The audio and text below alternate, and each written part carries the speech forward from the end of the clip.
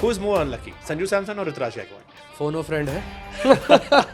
It's a tough one. Unlucky मैं नहीं कहूँगा, वो मेरे को नहीं पता, जब सेलेक्टर बनूंगा तब बताऊंगा आपको.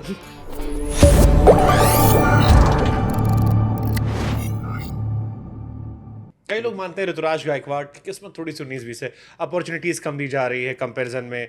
3 नंबर पे खेला, ऑस्ट्रेलिया में शतक मारा, नीचे भी 4 पे खेल दिया, बट आपने ड्रॉप कर दिया.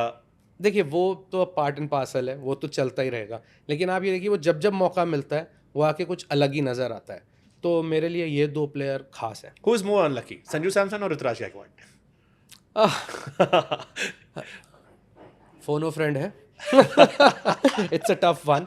सी I won't say unlucky because team के कॉम्बिनेशंस अब जिस तरीके से बनानी होती है तो उसमें अनलकी मैं नहीं कहूँगा. But still he is not playing in Duleep trophy also. Sanju Samson को दलीप ट्रॉफी में भी हाँ, 60 में नहीं रखा वो गया. थोड़ा सा मेरे लिए सरप्राइजिंग था. तो या तो फिर सेलेक्टर्स के नज़रिए से वो उनकी रेड बॉल की स्कीम में नहीं आता, क्योंकि Sanju Samson is a brilliant player, one of the best keeper batsman around. पर वो अगर सेलेक्टर्स की रेड बॉल स्कीम में नहीं आता तो फिर there is no point. Which is but how you जज की रेड बॉल स्कीम में है ही नहीं. इज लाइक अभी उनकी उम्र भी है, अच्छा खेलते हैं, वनडे में एक लंबा शतक अफ्रीका में मार के आए, वो तो क्लास बैटिंग करी थी वहाँ पे उन्होंने. और उसके बाद ओडीआई में ड्रॉप हो गए. टेस्ट में तो आपने कभी कंसीडर ही नहीं किया. हाँ. जबकि बहुत सारे 8-10 विकेट कीपर सेलेक्ट हुए हैं. देखिए, वो मेरे को नहीं पता, जब सेलेक्टर बनूंगा तब बताऊंगा आपको. अभी फिलहाल नहीं सो एज अ क्रिकेटर, जैसे कई बार आपके साथ भी हो गया, आपने अच्छा किया होगा, आपको लगता होगा आप डिजर्व करते हो जी. So how you handle yourself. जैसे संजू सैमसन अभी होंगे, सो उनको कैसे अपने आप को हैंडल करते होंगे ये लोग? आई थिंक बहुत ज़रूरी होता है कि जो चीज़ें आपके कंट्रोल में नहीं है. बहुत लोगों से आपने आजकल टर्म में सुना होगा, control the controllable. So that's what you can do. Because अगर आप सेलेक्ट नहीं हुए and you feel as a player आप डिजर्व करते हो, फिर भी नहीं हुए, आप अगर परेशान हो, आपको देख के ज़्यादा से ज़्यादा आपके माता पिता, आपकी बीवी अगर है, शादी हुई है, तो वो परेशान है. बाकी किसी को कोई फ़र्क नहीं पड़ता. तो at the end of the day ये किसे इफेक्ट कर रहा है? सिर्फ आप इंडिविजुअल. और फिर इफेक्ट होता है तो फिर परफॉर्मेंस पे फ़र्क आता है. तो इट्स वेरी इंपॉर्टेंट कि जो हो रहा है चलने दो, आप सिर्फ अपना काम सीधे करते जाओ. That's what I have learned over the years. Okay, super. आप धोनी वर्सेस रोहित शर्मा का पूछूं एज ए कैप्टन, क्योंकि आपने दोनों के साथ खेला है. सीएसके में भी खेला, इंडिया में भी खेला, अभी आप रोहित के साथ खेल रहे हो. कैप्टन में क्या डिफरेंस आपको दिखता है? Because Ravi Shastri somewhere said कि Rohit is almost close to MS Dhoni in terms of captaincy. No doubt he is because अगर आप दोनों ही देखें, दोनों ही बहुत ही काम करेक्टर हैं, बहुत जल्दी पैनिक नहीं करते. वो गेम की सिचुएशन को रीड करके जिस तरीके से गेम चलाते हैं. एक कैप्टन, एक लीडर का काम क्या होता है? गेम को चलाना. कई बार होता है गेम का पेस बहुत होता है, आपको गेम स्लो डाउन करना है. कई बार होता है कि चीज़ें अच्छी जा रही हैं, आप फटफट करके ओवर निकाल देते हो. तो दोनों लोग जिस तरीके से चलाते हैं game, I think that's why these two franchise the most successful. If you have to pick one then you can't compare, to be honest. Like आप दोनों अलग हैं, सिमिलर कह सकते हो बट फिर भी कहीं ना कहीं थोड़े अलग हैं. तो you can't pick one because आप ऐसे बोलो कि नहीं यार धोनी भाई बेटर हैं, रोहित नहीं है, या रोहित बेटर हैं, धोनी भाई नहीं है, तो that will be unfair. Okay, ये मैं इसलिए पूछ रहा था क्योंकि 2011 में जब टीम चुनी गई थी तो एक खबर आई, कितनी सच कितनी झूठी हमें नहीं पता, आप वेरीफाई कर सकते हो, कि गैरी क्रिस्टन से लेकर बाकी सब रोहित शर्मा को टीम में चाहते थे कि रोहित शर्मा उस टीम का हिस्सा बन जाए.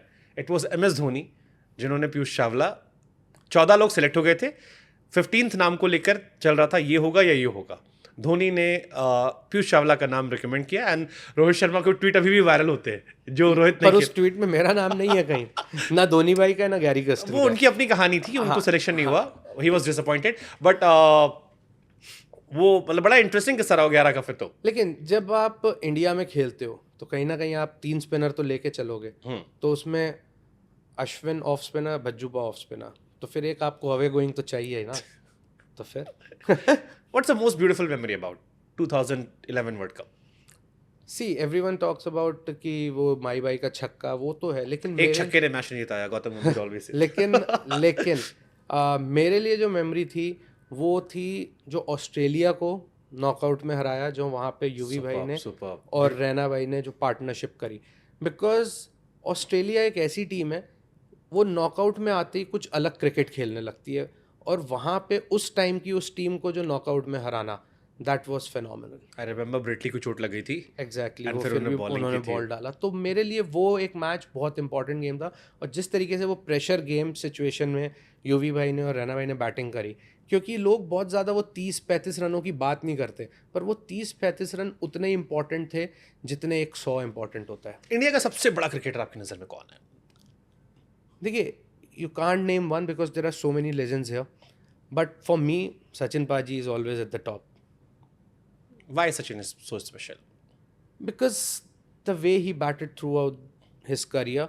और अभी चलिए, अभी आपके पास रोहित शर्मा हैं, विराट कोहली हैं, उसके बाद शुभमन है, उससे पहले और भी प्लेयर्स थे, युवी भाई थे, लेकिन जब सचिन बाजी खेलते तो वो अकेले ही टीम लेके चलते थे। और जैसी जैसी कंडीशंस में उन्होंने बैटिंग करी है, और जैसे बॉलर्स आप देखिए, उन्होंने जो, आप साउथ अफ्रीका चले जाइए, difficult wickets, Allan Donald, Shaun Pollock, फिर मखाया एंटनी, फिर डेल स्टेन भी आए। और फिर आप पाकिस्तान आ जाइए, वसीम भाई, वकार भाई, फिर मोहम्मद शोएब शामी। अख्तर, चलिए शामी तो फिर भी बहुत बाद में, आकिब जावेद, सकलेन मुश्ताक। मैंने एक बार सचिन पाजी से पूछा था, तो मैंने कहा, आप as a spinner, if I ask you most difficult spinner you ever face, he said Saqlain Mushtaq. तो क्वालिटी जो बॉलर्स थे वो, उसके बाद जैसी पिचेस रहती थी, अभी पिचेस थोड़ी अलग हो गई हैं, थोड़ा बैटर के लिए फेवरेबल हो गई हैं, पर पहले ऐसा नहीं होता था। फिर आप कहीं भी, आप वेस्ट इंडीज़ चले जाइए, वहाँ Courtney Walsh, Curtly Ambrose, Franklyn Rose, तो बॉलिंग अटैक वैसे, ऑस्ट्रेलिया, नागरा, गिल्स्पी, डेम, फ्लेमिंग, फ्लेमिंग। तो वो वहाँ जाके, और फिर उनको भी पता होता था कि हमें एक बैट्समैन आउट करना है, तो बाकी लोग भी होते थे, लेकिन एक बैट्समैन पे बहुत कुछ डिपेंडेंट था। लेकिन उसके बाद भी वो जिस तरीके से बैटिंग करते थे, और वो बैटिंग करते थे, डोमिनेट करते थे। शारजा कप आज भी, मैं तो बहुत ही छोटा था, पर मेरे को वो आज भी याद है, वो स्टेप आउट हो के ग्राउंड के बाहर छक्के मारना, Shane Warne at his peak, उनको अगेंस्ट द स्पिन छक्के मारना। तो सचिन पाजी एनी डे। सुपर।